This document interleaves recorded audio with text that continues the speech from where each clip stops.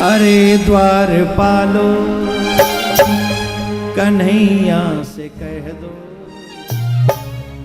मिलने सुधा गरीब आ गया है। मिलने सुधा गरीब आ गया है। ओ अरे द्वार पालो कन्हैया से कह दो, अरे द्वार पालो कन्हैया से कह दो मिलने सुदामा गरीब आ गया है। मिलने सुदामा गरीब आ गया है। भटकता भटकता न जाने कहाँ से, भटकता भटकता न जाने कहाँ से तुम्हारे महल के करीब आ गया है। तुम्हारे महल के करीब आ गया है। न सर पे है पगड़ी न तन पे है जामा, बता दो कन्हैया को नाम है सुदामा। बता दो कन्हैया को नाम है सुदामा। न सर पे है पगड़ी न तन पे है जामा, बता दो कन्हैया को नाम है सुदामा। ओ न सर पे पगड़ी न तन पे जामा, बता दो कन्हैया को नाम है सुदामा। बता दो कन्हैया को नाम है सुदामा। भटकता भटकता न जाने कहाँ से एक बार मोहन से जा कर के कह दो तुम्हारा सखा बद नसीब आ गया है। तुम्हारा सखा बद नसीब आ गया है। अरे द्वार पालो कन्हैया से कह दो, अरे द्वार पालो कन्हैया से कह दो इधर पे सुदामा गरीब आ गया है। दर पे सुदामा गरीब आ गया है।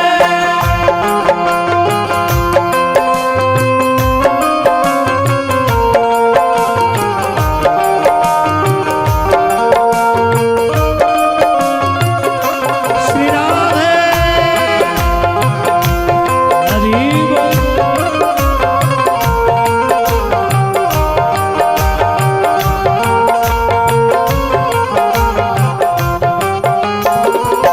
सुनते ही दौड़े चले आए मोहन, लगाया गले से सुदामा को मोहन। लगाया गले से सुदामा को मोहन। के सुनते ही दौड़े चले आए मोहन, लगाया गले से सुदामा को मोहन। सुनते ही दौड़े चले आए मोहन, लगाया गले से सुदामा को मोहन। लगाया गले से सुदामा को मोहन। हुआ रुक्मणी को देख ये अचंबा, मेहमान कैसा अजीब आ गया है। मेहमान कैसा अजीब आ गया है। अरे द्वार पालो कन्हैया से कह दो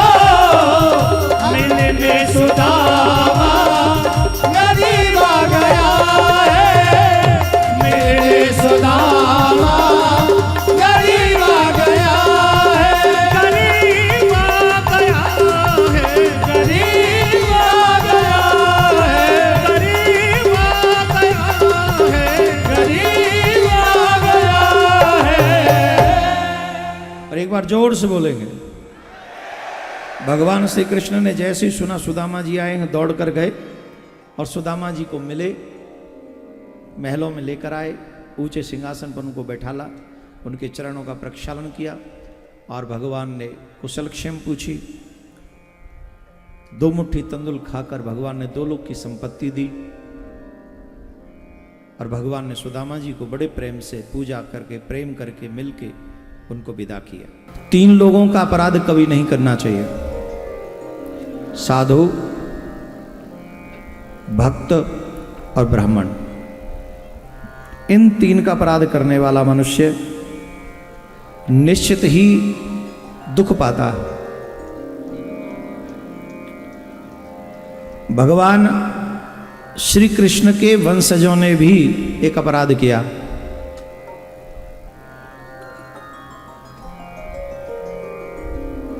द्वारका के आसपास कुछ संत महात्मा ब्राह्मण पधारे थे, भक्त आए थे।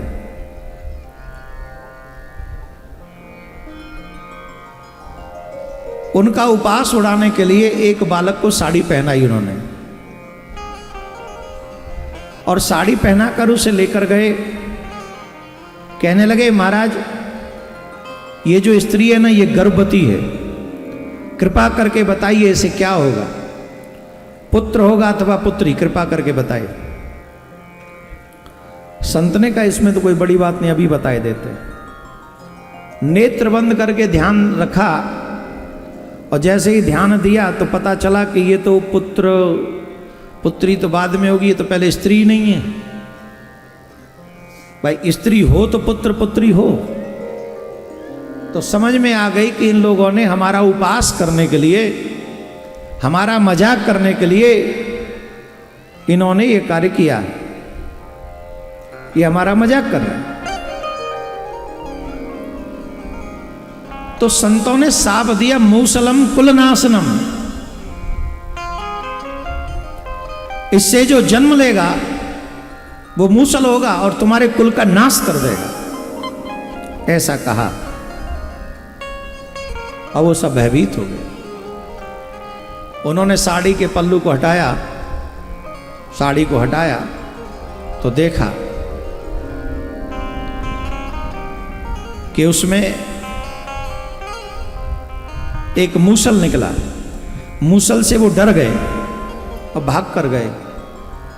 उग्रसेन जी को बताया। उग्रसेन जी ने उस मूसल को पिसवा दिया और पिसवा कर समुद्र में फिकवा दिया। और जब समुद्र में फिकवाया, एक इतनी सी कील बची थी, उसे ऊपर से फेंक दिया। मछली ने उसे निगल लिया। मछली ने निकला, जो चूरा था वो बहकर सागर के किनारे आ गया, उसे एलका नाम की घास बन गई। मछली को एक शिकारी ने पकड़ लिया। शिकारी ने वो चीरी तो उसमें से वो कील निकली। कील को निकाला, उसे एक तीर के आगे लगा लिया। तीर के आगे। और यहां से यदुवंशियों के विनाश का कार्य प्रारंभ हुआ जब उन्होंने संत महात्मा और भक्तों का अपराध किया। व्यक्ति के पास जब थोड़ा सा कुछ आ जाता है, सम्मान आ जाए, यश आ जाए, पद आ जाए, धन आ जाए, बल आ जाए, परिवार थोड़ा बड़ा हो जाए, तो व्यक्ति अभिमान में आ जाता है। और अभिमान में आने के बाद अपनी परंपराओं को कुचलने लगता है, मनमुखी कार्य करता है। और जब मनुष्य मनमुखी कार्य करने लगता है तो वही उसके विनाश की शुरुआत होती है, वो उसके पतन की शुरुआत होती है। भगवान ने हमेशा अपने बच्चों को संस्कारी बनाया, फिर भी संतों का उपास उन्होंने किया। एक बार देवर्षि नारद आए, वसुदेव जी महाराज ने पूछा, मनुष्य की मुक्ति का मार्ग बताइए महाराज, मनुष्य की मुक्ति कैसे होगी? तो नारद जी महाराज ने कहा, जब तक 3 ऋण उऋण न हो जाए मनुष्य के, तब तक वो मुक्त नहीं हो सकता। 3 ऋणों से उऋण होना ही होगा मनुष्य को। 3 ऋण कौन से? पितृ ऋण, देव ऋण और ऋषि ऋण। जब तक मनुष्य के ऊपर पितृ ऋण, ऋषि ऋण देव ऋण है वो मुक्त नहीं हो सकता। इनसे कैसे ऋण होगा? जैसे आप लोग यज्ञ कर रहे हैं, यहाँ देवताओं के नाम से आहुतियां दे रहे हैं, इससे आप देव ऋण से ऋण हो गए। एक सुयोग्य सजातीय कन्या से विवाह करें, सुयोग्य संतान उत्पन्न करें, सुयोग्य संतान उत्पन्न करें, और ऐसी कन्या वो संतान हो जो हमारे बाद भी हमारे पितरों को तर्पण कर सके, जल दे सके, श्राद्ध कर सके। ऐसी संतान उत्पन्न करने पर हम पितरों के ऋण से ऋण हो जाते हैं। ऋषि ऋण, जिन ऋषियों ने हमें धर्म और अधर्म के विषय में समझाया है, क्या उचित है क्या अनुचित है, ऐसे शास्त्र उन्होंने दिए हैं। उन ऋषियों के ऋण से कैसे ऋण हो? शास्त्र बहुत हैं, समय का अभाव है, लोगों के बीच में ज्ञान की कमी है, आयु की भी कमी है, तो इतने कम समय में कैसे महाराज ऋषि ऋण से ऋण होंगे? बोले एक सरल मार्ग है, हमको 7 दिन श्रीमद् भागवत कथा जब भी अवसर मिले लगातार सुनते रहना चाहिए, जिससे ऋषियों का ऋण तुरंत उतर जाए। इन 3 ऋण से ऋण होकर व्यक्ति सहज मुक्त हो जाता है। ऐसी सुंदर लीलाएं द्वारका में भगवान कर रहे हैं। एक समय वो भी आ गया जब सभी यदुवंशियों को जाने का समय निश्चित हुआ। अपने शस्त्र इत्यादि छोड़कर द्वारका गए थे और वो प्रवास क्षेत्र में चले गए समुद्र के तट पर। वहाँ पर 1-2 व्यक्ति ऐसे निकले जिन्होंने मद्यपान कर लिया। एक बात समझ लो, अगर तुम्हारे जीवन में नशा आ गया तो तुमने विनाश को निमंत्रण दे दिया। आप शौक के लिए नशा मत कीजिए, शौक ही करना है तो अच्छी चीज का कीजिए ना। मैं तो अभी आ रहा था तो मैंने तो देखा सरकारी और देसी दोनों एक ही दुकान पे मिल रही हैं जी, एक ही दुकान पे दोनों। अब दोनों अलग अलग जाना ही नहीं। देखो सरकारों के अपने अपने कार्य होते, सरकारों को करने दो, लेकिन हमारी भी कोई जिम्मेदारी है। और हमारी ये जिम्मेदारी है कि हम नशे को अपने घर में न झांकने दें, अपने बच्चों को न पीने दें, अपने बच्चों को नशा से, जुआ से, व्यभिचार से बचा के रखना ये घर के बड़ों की जिम्मेदारी है, बड़े बूढ़ों की जिम्मेदारी है। ताली तो ऐसे बजा रहे जैसे खुद बूढ़े पीते होंगे या, और कई बूढ़े तो ऐसे होंगे जो बालकन पे मंगवाते होंगे, जा लिया यो रे, एक लिया है बाबा का जो शर्म कर, भजन करो कर भजन।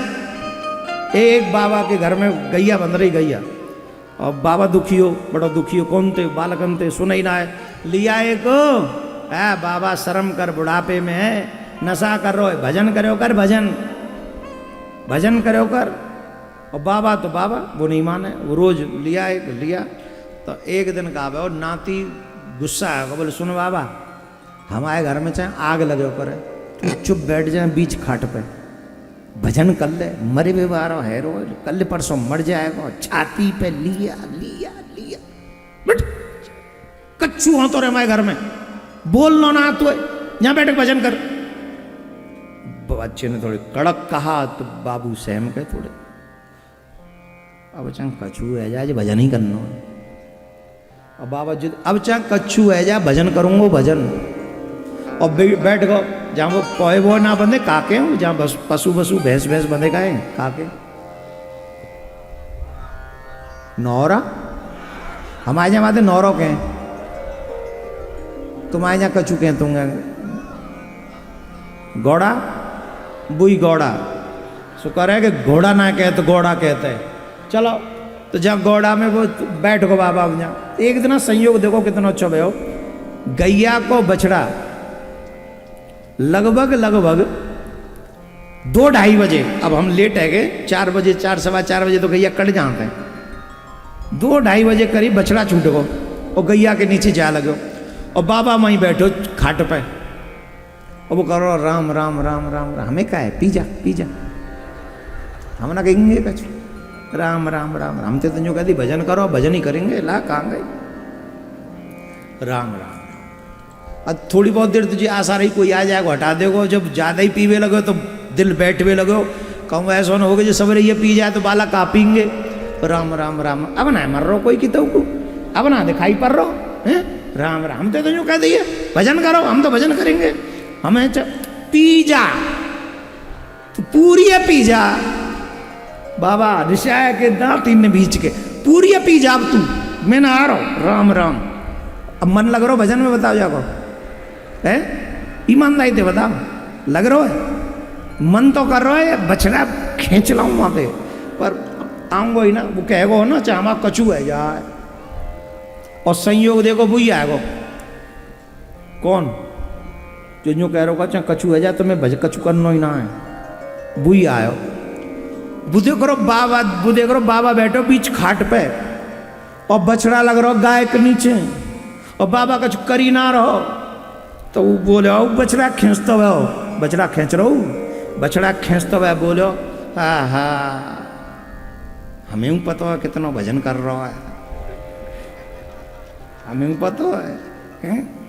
बाबा लो, बाबा तो बोलो ही ना कछू, मैं ही बोलो, बाबा नहीं बोलो, बाबा तो लग रहा राम राम राम राम राम। बाबा देख रहा ना हो तू, बछड़ा लग रहा हो गाय के नीचे, हटा ना सके हो, सवरिया पी गो।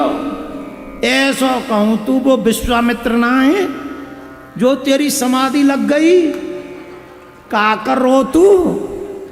अब बाबा की चढ़वनी, बाबा तो जाकर डोल लो कि कोई पूछे, बाबा ते जब पूछी का कर रहे, बोले ते भजन में आग दे रो, का कर रो के बच्चा, तू ही तो कहेगो भजन करियो चाहे कच्चू हो तो रे, तो अब आग दे रहा हूं जई में, ऐसी पीवेगी जा।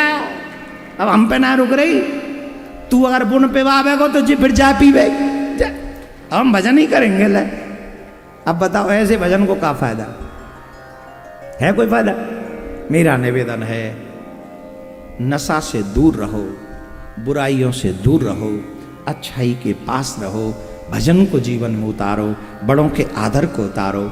यदुवंशियों से 2-4 लोगों से अपराध हुआ और पूरा दंड भोगना पड़ा पूरे यदुवंशियों को। वही घास तलवार का काम करने लगी, वो तलवार काटने लगी, वो काटने लग गए महाराज। बलराम जी रोकने गए, बलराम जी को कह दिया अब लीला पूरी हो गई, आप भी जाओ। भगवान श्री कृष्ण भी अपनी लीला पूरी करके जब जाने लगे, उद्धव ने पूछा प्रभु जब आप पृथ्वी छोड़ देंगे तो ये धर्म किसकी शरण में जाएगा? भगवान ने कहा मैं भागवत की रूप में हमेशा स्थापित अपने स्वरूप को, अपने तेज को भागवत में विराजमान करा के जा रहा हूं। जो मनुष्य भागवत की शरण में आएगा उसे ये समझना चाहिए कि वो मेरी ही शरण में है। जो भागवत से मांगेगा मैं उसे वही दूंगा। बोलिए भागवत महापुराण की जय। इस तरीके से भगवान ने अपने स्वरूप को भागवत में विराजमान कराया। कलयुग का वर्णन, कलयुग के राजाओं का वर्णन इत्यादि इत्यादि भागवत का क्रम है। भागवत को नमन करें, श्री कृष्ण भगवान को कोटि कोटि नमन करें।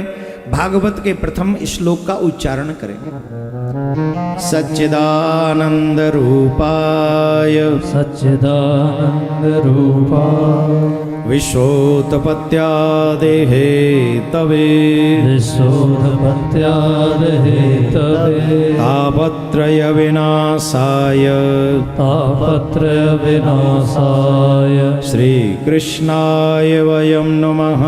श्री कृष्णाय वयं नमः। श्री कृष्णाय वयं नमः। श्री कृष्णाय वयं नमः। श्री कृष्णाय वयं नमः। भगवान श्री कृष्ण को, सच्चिदानंद परब्रह्म परमात्मा को कोटि कोटि नमन करते हैं। भागवत प्रारंभ करते हैं। भागवत प्रश्नों के साथ प्रारंभ होती है। भागवत के प्रथम श्लोक, प्रथम स्कंद में 6 प्रश्न हैं, 24 अवतारों का वर्णन है, 19 अध्याय हैं। द्वितीय स्कंद में 10 अध्याय हैं और सद्यो मुक्ति क्रम मुक्ति का वर्णन है। तृतीय स्कंद में 33 अध्याय हैं, सृष्टि का वर्णन है। इस सृष्टि का सृजन कैसे हुआ, नारायण की नाभि से कमल, कमल में से ब्रह्मा और ब्रह्मा जी ने सृष्टि का निर्माण किया। चतुर्थ स्कंद में 4 धर्मों का वर्णन है। ब्राह्मण को ज्ञान के द्वारा धर्म की रक्षा करनी चाहिए, क्षत्रिय को बल के द्वारा, वैश्य को धन के द्वारा, धनवान जिस भी वर्ग में हो उन सभी धर्मपरायण लोगों को धर्म की रक्षा के लिए अपने धन का सदुपयोग करना चाहिए। और जो चतुर्थ वर्ग है उसे अपने तन की सेवा देकर अपने धर्म की रक्षा करनी चाहिए, इसका वर्णन किया गया। चतुर्थ स्कंद में 31 अध्याय हैं, पंचम स्कंद में 26 अध्याय हैं जिसमें स्थान शक्ति लीला का वर्णन है। षष्ठम स्कंद में पोषण लीला का वर्णन किया गया, 19 अध्याय हैं। सप्तम स्कंद में ऊती लीला का वर्णन है जिसमें 15 अध्याय हैं। अष्टम स्कंद में 24 अध्याय हैं जिसमें मनवंतरों का वर्णन है। कौन से मनवंतर, मनु किस समय आते हैं, इसका अष्टम स्कंद में वर्णन किया गया है। नवम स्कंद में भी 24 अध्याय हैं जिसमें ईशान लीला का वर्णन किया गया है।